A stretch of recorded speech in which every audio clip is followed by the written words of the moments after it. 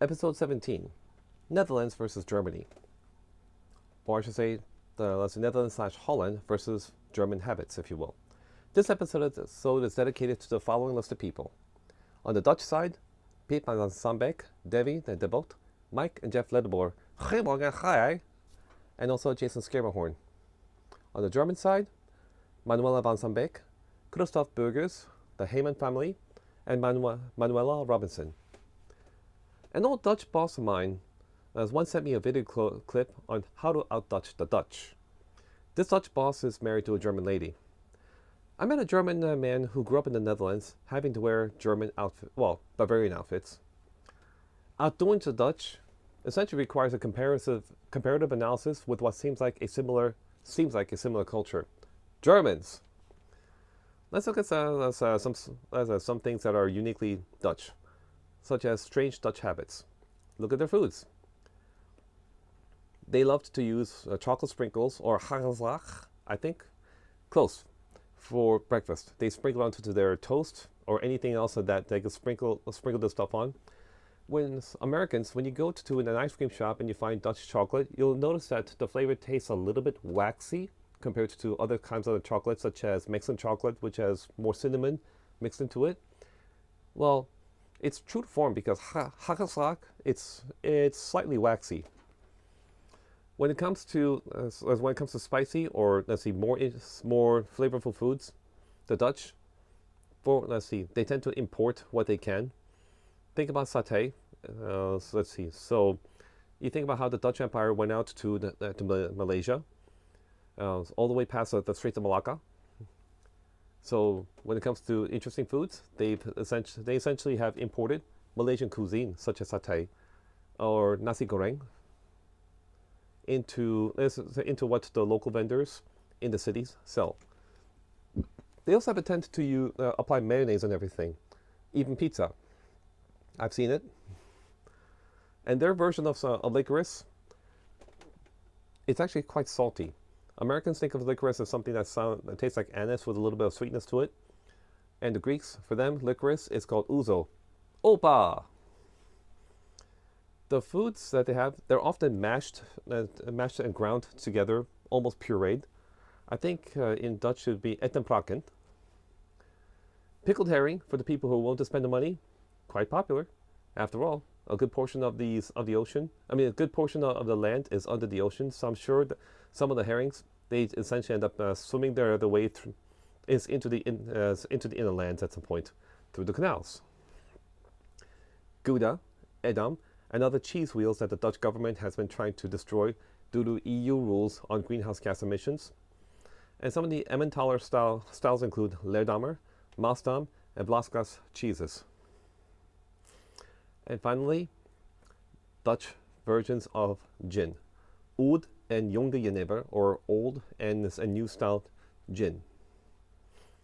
Let's look at their fashions. Wooden shoes. Wooden shoes actually come in pretty handy when you're dealing with muddy fields, so for farming purposes.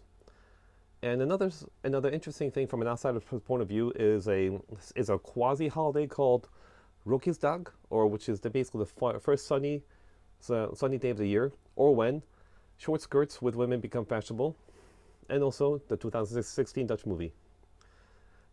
You look at the language. The language, even though it uses vocabulary similar to the Germanic,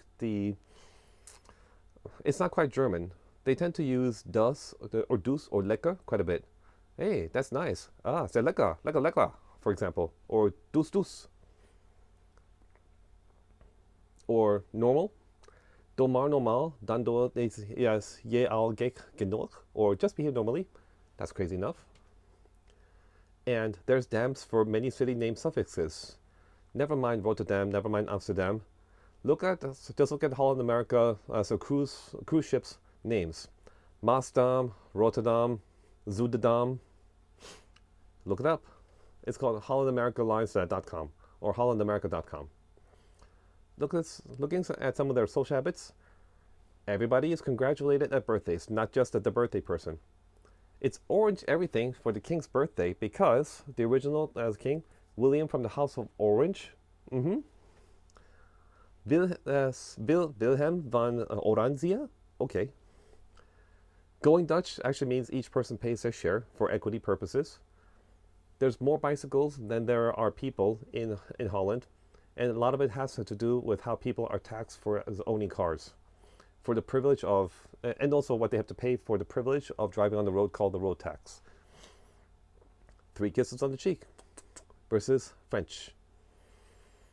They also seek the best bargain when it could be a Pyrrhic victory because it's very common to have a Dutch person take great pride in saving a few cents when they've expended a lot more than a few cents to go get that, go get that sale or slash, let's see, it's a great deal. They're also very direct and upfront slash honest. They've, culturally speaking, just like South Koreans. And also, rules are great for them rules are great as long as it doesn't apply to them. So they're great with rules, laws, as long as they don't have to obey when when the rules negatively impact them. They also tend to have appointment books because appointments for just visiting friends or almost everything. It's just really about them just trying to be respectful of other people's time and commitments.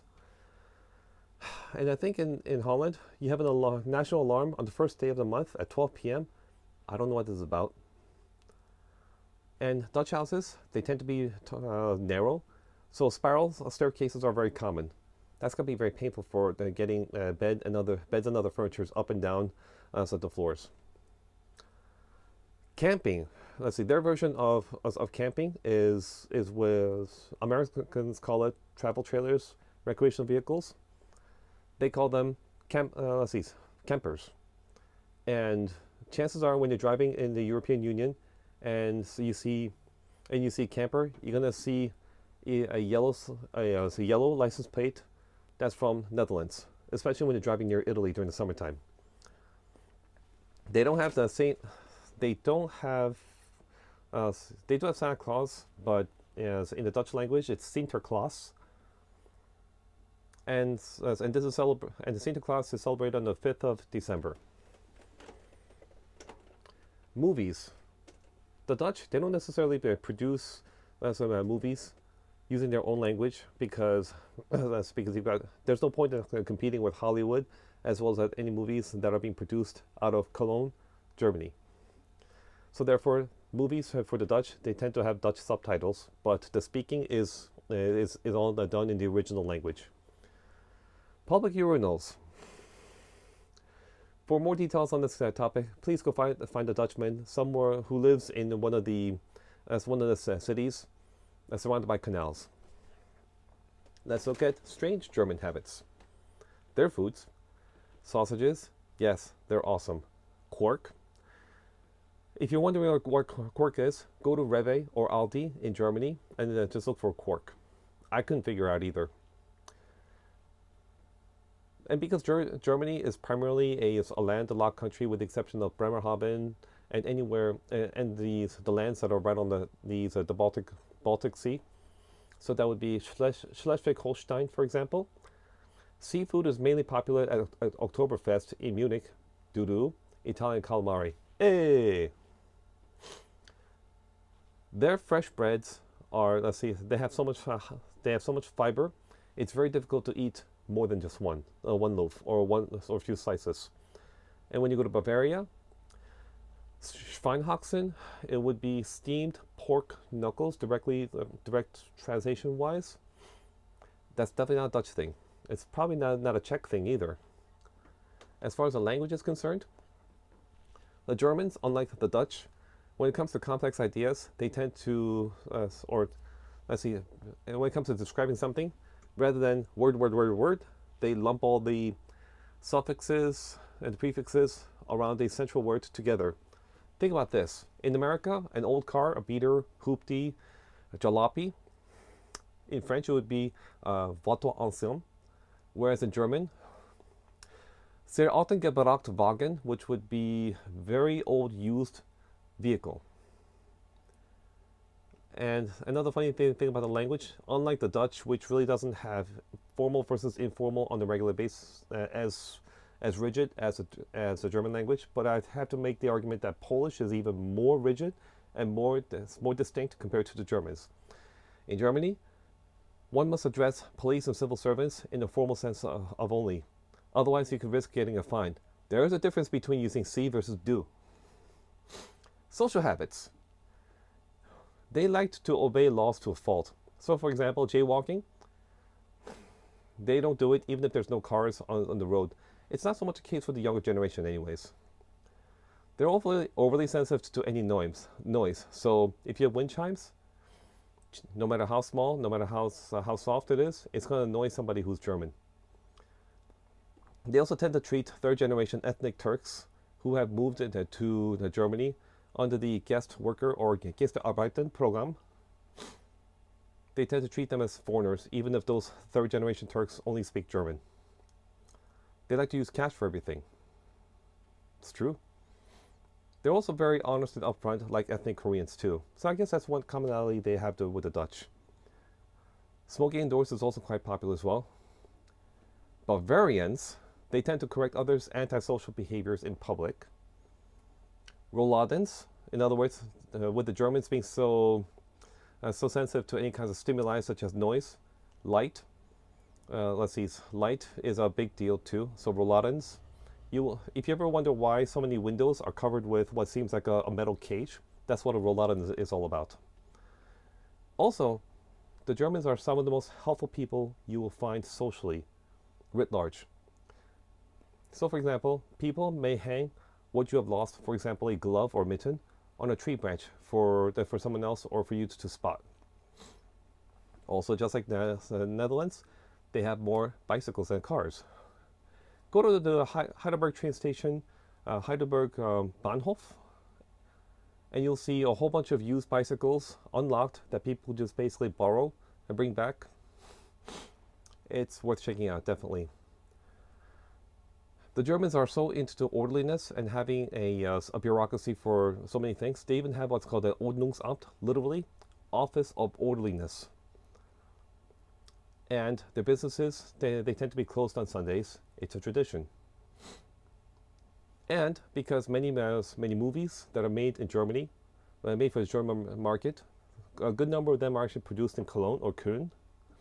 They tend to be dubbed in German. So what does this tell you? The Dutch, they don't pay too much attention to social hierarchies, unlike the Germans. The Dutch clearly have cultural incentives to learn other languages, since Germany has Cologne or Köln for producing dubbed movie voices. So, getting back to the original question, how do I Dutch the Dutch? You have to compete with them in ways that they cannot compete at all. Because only the Japanese excel at achieving perfection. It's the whole Kaizen thing.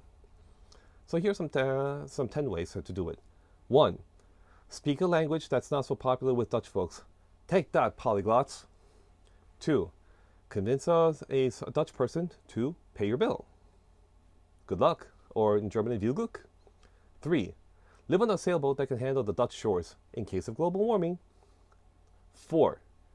Play guitar faster and louder than Edward Van Halen, i.e. Sophie Lloyd or like Angus Young of AC/DC. That's right, like the English/Australian. Buy everything for cheap on Temu.com. 6. Install personal corner elevators and fireman poles in your house. 7. When bringing Caesar salad to a party, bring sardines that are just as big as pickled herrings. 8. At Netherlands/France sports games, cut the Dutch flag into two and sell them to French fans for, for twice the profits. 9. Be a good US soldier/Marine with the MREs. Replace the mayo with Tabasco sauce on everything, just like the 2010 Super Bowl Tabasco sauce commercial. Oh, the poor mosquito. 10. Invite a Dutch folk to a baseball game. That's right, Dutch, not from Dutch Antilles. And how to out-German the Germans. 1. Tell a joke that a German linguistic would never think of, such as Klein Spielzeug, zwei mit zwei, zwei und zwanzig. Talk a Japanese brewery into making a more perfect doppelbock. Yellow two billy goats. 3. Challenge a German to a seafood paella contest. 4. Tell a Saxon that Orient/Seiko watch movements are better for the money. 5. Speak Polish due to its greater degree of how to address different people of different classes/social standings. 6. Convince a Dutch person to be more brutally honest than a German. 1, 2, 3, go! 7. Return a lost article of clothing to the owner's house rather than hanging it on a tree. 8. Talk a Japanese bakery into making higher fiber content bread than German bread. Hey, you never know. 9. Replace mustard with Chinese mustard. Scharf! 10. Tell a German that Estonian blood sausages are far better, or Würstewurst. Alright, here's the Kevin Bacon game. The Dutch are practically Arab. Reason? The Moors to Spain to Orange to 100-year war to William of Orange, 5 degrees. Thank you. Until next time.